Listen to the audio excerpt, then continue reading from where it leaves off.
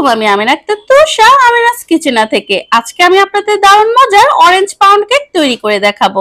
কেকটি খেতে ভীষণ মজা হয়ে থাকে। 2টি ডিম দিয়ে চুলায় পারফেক্ট অরেঞ্জ কেকটি তৈরি করে নিতে পারবেন। চলেন তাহলে তৈরি করে নেওয়া যাক। বড় সাইজের মালটা নিয়ে নিয়েছি একটি, আপনারা চাইলে কমলাও নিতে পারেন। এখন গ্রেট করে উপরের পাতলা চামড়াটা নিয়ে নিব, ভেতরের সাদা অংশ কোনোভাবেই নেওয়া যাবে না, তাহলে কেক তেতো হয়ে যাবে। আর বাকিটা দিয়ে মালটা রস করে নেব।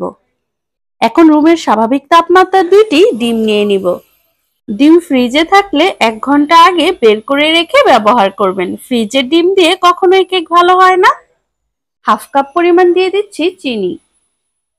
1/3 কাপ পরিমাণ দিয়ে দিচ্ছি রান্নার রেগুলার তেল।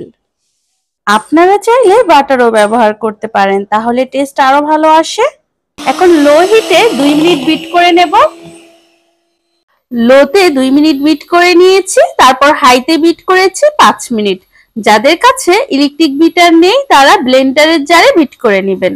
এখন একটি চালনিতে নিয়ে নিচ্ছি 1 কাপ পরিমাণ ময়দা, 1 টেবিল চামচ পরিমাণ দেব কর্নফ্লাওয়ার, 1/2 টিস্পুন দেব বেকিং পাউডার, 1/8 টিস্পুন মানে 1 চিমটির মতো দিয়ে দেব বেকিং সোডা, 1 চিমটির মতো সামান্য দিয়ে দিব লবণ। শুকনো উপাদানগুলো চেলে নেব। এখন শুকনো উপাদানগুলো মিশিয়ে নেব। এখন দিয়ে দিব গ্রেট করে রাখা মালটার খোসা, 1 চা চামচ পরিমাণ দিলেই হবে। আর দিয়ে দিব 1/2 কাপ পরিমাণ মালটার জুস, 1 টিস্পুন দিয়ে দিব হোয়াইট ভিনেগার। অনেক সময় লেমন এবং অরেঞ্জ ফ্লেভারের কেকগুলো মাঝখান দিয়ে ফুলতে চায় না, তখন হোয়াইট ভিনেগার দিয়ে দিলে মাঝখান দিয়ে সুন্দরভাবে ফুলে যায়। এখন দিয়ে দিব সামান্য পরিমাণে অরেঞ্জ ফুড কালার। এটি দেখার সৌন্দর্যের জন্য চাইলে স্কিপ করতে পারেন। কেকের ব্যাটার পারফেক্টলি হয়ে গিয়েছে।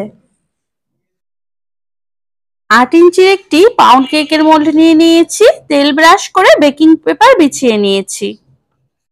এখন সম্পূর্ণ ব্যাটারটি এতে ঢেলে দেব। এখন কিছুটা ট্যাপ করে নেব। এখন চুলায় একটি হাঁড়ি বসিয়ে ফুল হিটে স্ট্যান্ড বসিয়ে প্রিহিট করে নিয়েছি 5 মিনিট। এখন কেকের মোল্ডটা দিয়ে দিচ্ছি স্ট্যান্ডের উপর, ঢেকে দেব। ঢাকনায় কোনো প্রকার ছিদ্র থাকলে কাগজ দিয়ে বন্ধ করে দিবেন। এখন চুলার আঁচ লো করে 30 মিনিটের জন্য বেক করে নিব। 30 মিনিট পর ঢাকনা তুলে নিচ্ছি। এখন একটি টুথপিক দিয়ে দেখে নিচ্ছি ভেতরটা হয়েছে কিনা। টুথপিক ক্লিন এসেছে, এর মানে কেকটি হয়ে গিয়েছে। এখন কেকটি ঠান্ডা করে নেব। কেকটি ঠান্ডা হয়ে গিয়েছে, এখন আমি কেটে নিব।